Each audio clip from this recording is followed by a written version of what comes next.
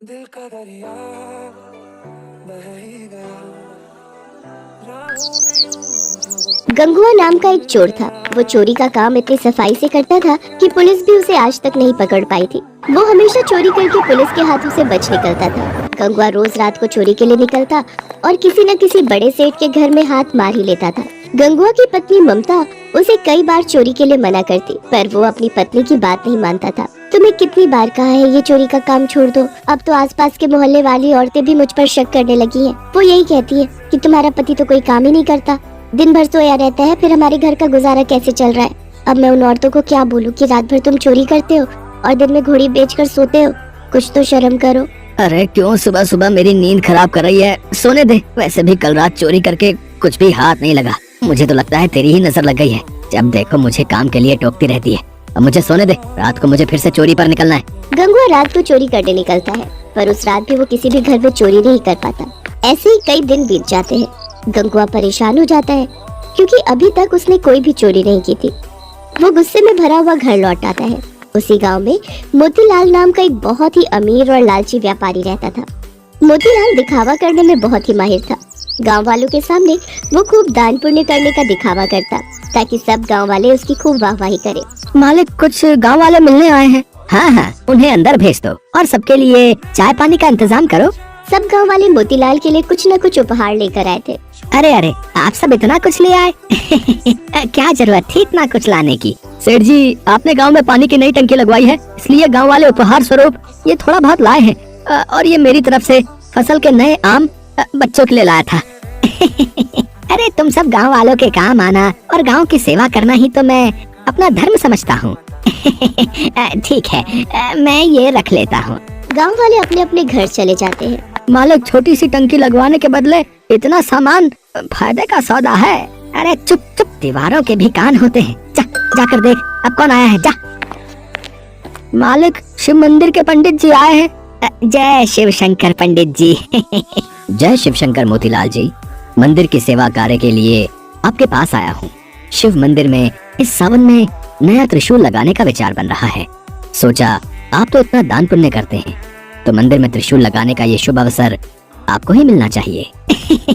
ये तो बहुत अच्छा किया पंडित जी, जो आपने मुझे ये बात कह दी। मैं तो बहुत समय से ऐसा कोई शुभ कार्य करने का विचार कर ही रहा था। ठीक है, त्रिशूल के लिए जितने भी पैसे लगे आप मुझे बता देना, और त्रिशूल खाली सोने का बना होना चाहिए। मोतीलाल ने पंडित जी को सोने के त्रिशूल के लिए हाँ तो कर दी, पर पंडित जी के जाने के बाद वो सोच विचार में पड़ गए। सोने का त्रिशूल बहुत महंगा आएगा, दिखावा करने के चक्कर में तो मैं लुट ही गया। मोतीलाल ने शिव मंदिर में त्रिशूल लगवा ही दिया। सारे गांव वाले मोतीलाल की वाहवाही करने लगे। मोतीलाल घर लौट आया। उसी रात गंगुआ मोतीलाल के घर चोरी करने घुस गया, पर वो नहीं जानता था कि मोतीलाल जगा हुआ है। मोतीलाल ने गंगुआ को चोरी करते हुए पकड़ लिया।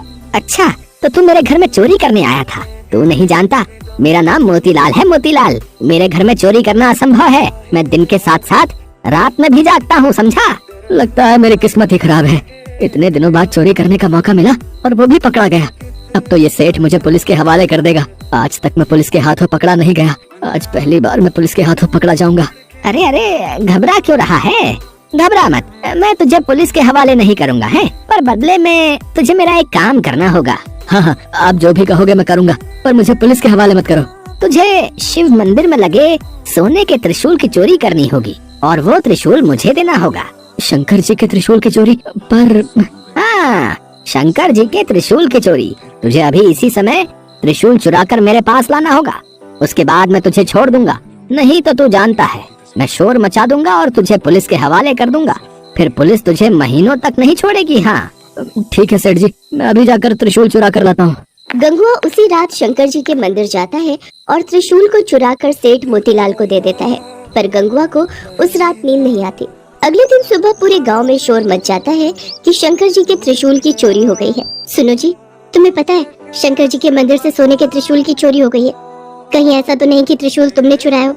मुझे सच सच बता दो, अगर तुमने ऐसा अनर्थ किया है तो भगवान से क्षमा मांगकर त्रिशूल वापस मंदिर में लगा दो। तुम्हें पता है, कभी कभी तो मुझे ऐसा लगता है तुम्हारे पापों के कारण ही आज तक मैं मां नहीं बन सकी। शायद तुम्हारे पापों की सजा हमें संतान का सुख न मिलकर मिल रही है। ममता रोने लगती है। गंगवा जब ममता को रोते हुए देखता है तो उसे अपने ऊपर बहुत पश्चाताप होता है और वो ममता को सच सच बता देता है। मुझे माफ कर दो, मैं चोरी करने में इतना अंधा हो गया था कि मैंने भगवान को भी नहीं छोड़ा।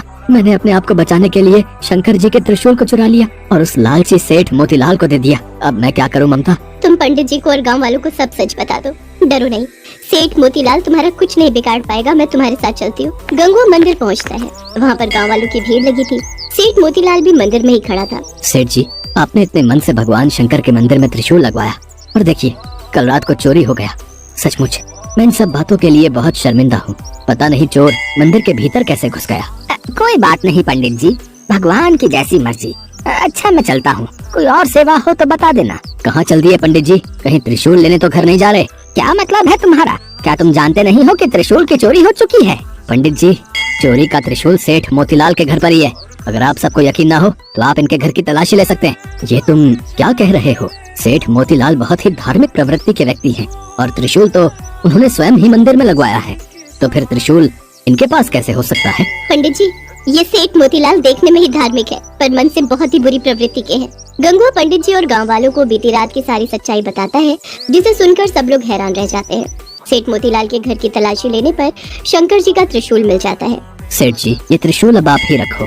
आप अब इस त्रिशूल को मंदिर में लगाने के अधिकारी नहीं हैं। भगवान तो श्रद्धा के भूखे होते हैं। यदि आपका मन नहीं था दान पुण्य करने का तो आप हम सभी को साफ साफ कह देते।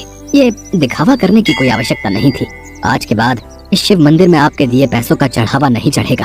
और पंडित जी, हम गाँव वाले भी सेठ मोतीलाल के हाथों से कोई धर्म कर्म के कार्य में मदद नहीं लेंगे। हाँ, हर कोई सेठ मोतीलाल के खिलाफ हो जाता है। सेठ मोतीलाल अपना समूह लेकर घर चला जाता है। हे भोले शंकर, आज मैं आपके सामने ये प्रण करता हूँ कि मैं आज के बाद कभी भी चोरी नहीं करूँगा, हमेशा मेहनत की रोटी कमाऊंगा। गंगवा, तुमने बहुत ही ईमानदारी का काम किया है। देखना, भगवान भोलेनाथ तुम्हें इसका फल अवश्य देंगे। उस दिन से गंगवा ने चोरी करना छोड़ दिया। अब वो मेहनत मजदूरी करता था। ममता भी गंगवा को मेहनत मजदूरी करते देख बहुत खुश थी। कुछ समय बाद ममता माँ बन जाती है और एक बहुत ही सुंदर बच्चे को जन्म देती है।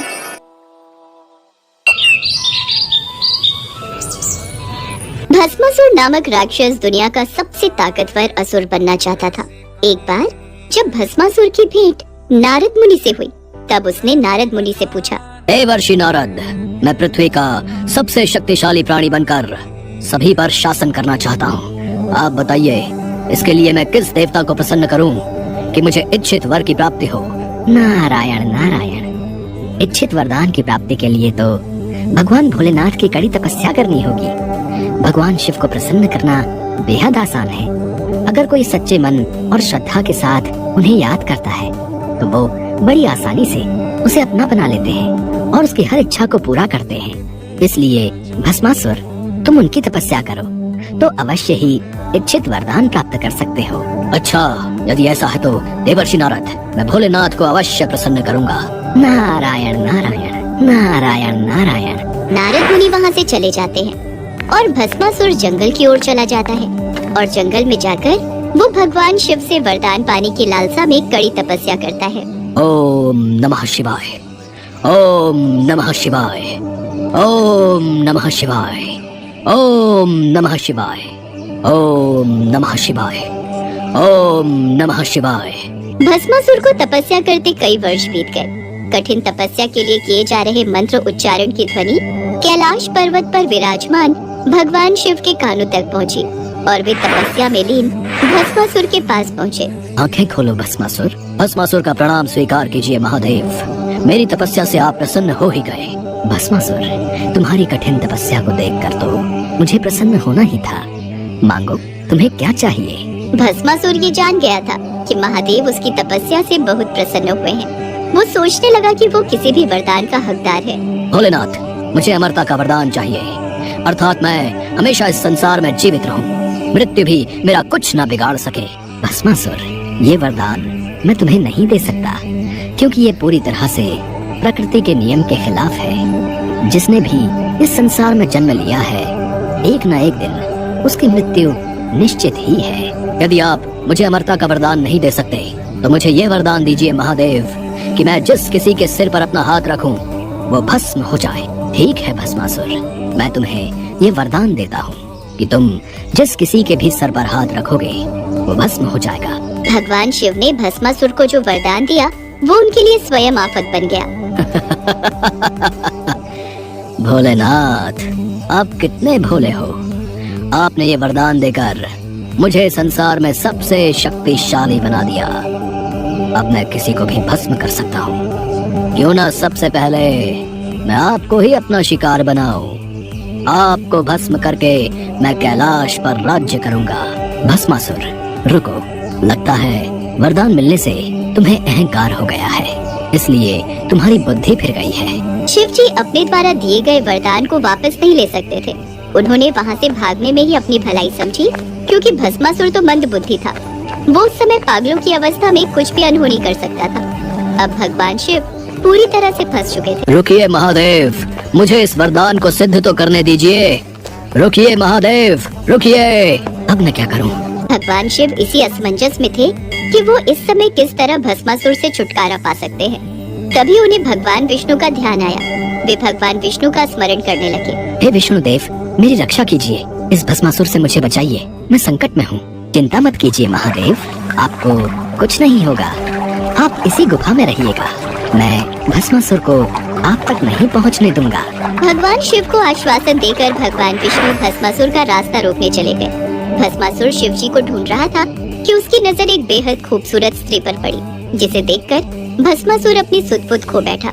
वो ये भी भूल गया कि वो शिव जी की तलाश में था। स्त्री, वो भी वन में अकेली, कितनी आकर्षक सुंदरी है ये। इससे पहले इतनी आकर्षक सुंदरी मैंने कभी नहीं देखी।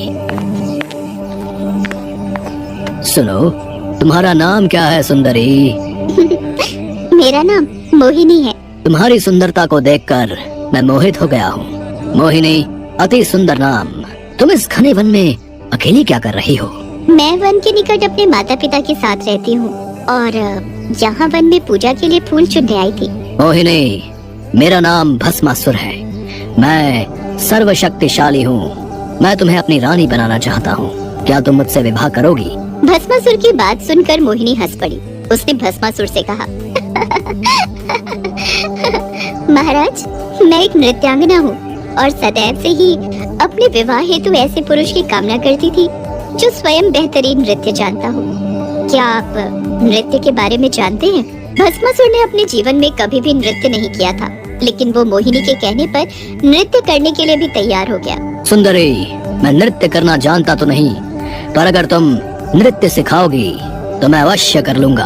आपकी प्रेम भरी बातें सुनकर अब तो मेरा भी मन आपसे विवाह करने के लिए विचलित हो रहा है। चलिए, मैं आपको नृत्य सिखाती हूँ। जैसे जैसे मैं नृत्य करूँगी, वैसे वैसे आप करते जाना। ठीक है सुंदरी, तुम नृत्य प्रारंभ करो, मैं तुम्हारे साथ साथ करूँगा। मोहिनी नृत्य प्रारंभ करती है। भस्मासुर मोहिनी के कहे अनुसार उसकी तरह नाचने की कोशिश करने लगता है। मोहिनी अपना हाथ जब कमर पर रखती तो भस्मासुर भी अपना हाथ कमर पर रख लेता। मोहिनी अपने हाथों से मुद्राएं बनाती तो भस्मासुर भी हस्त मुद्राएं बनाने की कोशिश करता। कुछ देर तक मोहिनी और भस्मासुर का नृत्य चलता रहा। भस्मासुर नृत्य अभ्यास में पूरा डूब चुका था। नाचते नाचते मोहिनी ने अपने सिर पर हाथ रखा और उसकी देखा देखी भस्मासुर ने भी वही किया। भस्मासुर ये भूल गया कि स्वयं अपने सिर पर हाथ रखने से वो भी भस्म हो सकता है। स्त्री के प्रेम में आकर वो शिव का वरदान भूल गया, जो उसके लिए श्राप साबित हुआ। भस्मासुर का संहार करने के लिए स्वयं भगवान विष्णु ने मोहिनी अवतार धारण किया था। भगवान विष्णु फिर से अपने रूप में आ जाते हैं। भगवान शिव उनके समक्ष आते हैं। बचाओ, बचाओ! भस्मासुर, तुमने मेरे द्वारा दिए वरदान का दुरुपयोग किया, इसी कारण तुम्हारी ये दशा हुई।